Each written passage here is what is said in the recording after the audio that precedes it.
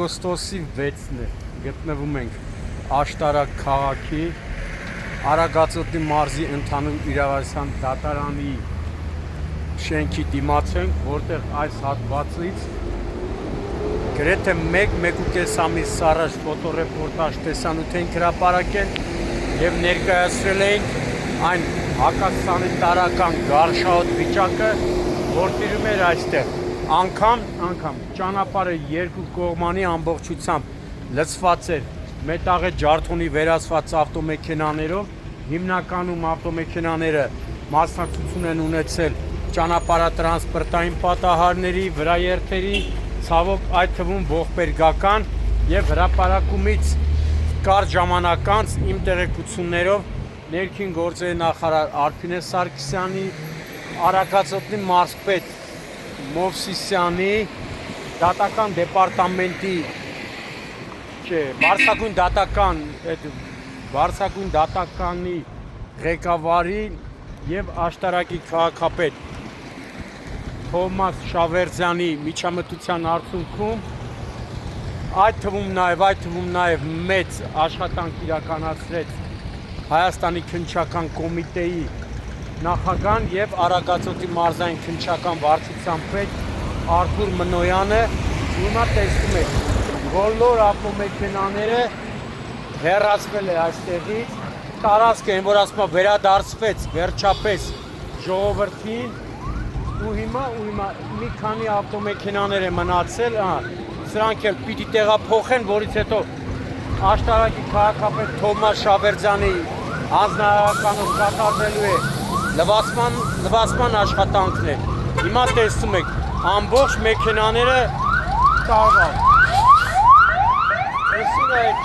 ասպաստաղ վատ դեպք չլինի, շտաբողությունը գնաց։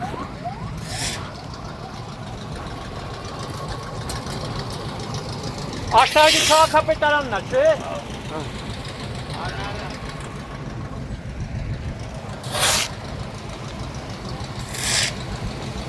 Նույն պատկերն է Էջմիածինի ոստիկանության դիմաց, Արմավիրի բաժնի դիմաց, մի խոսքով վերջապես տարածքը մաքրվում է, կվերանա նաև գարշահոտ ու հակասանիտարական վիճակը։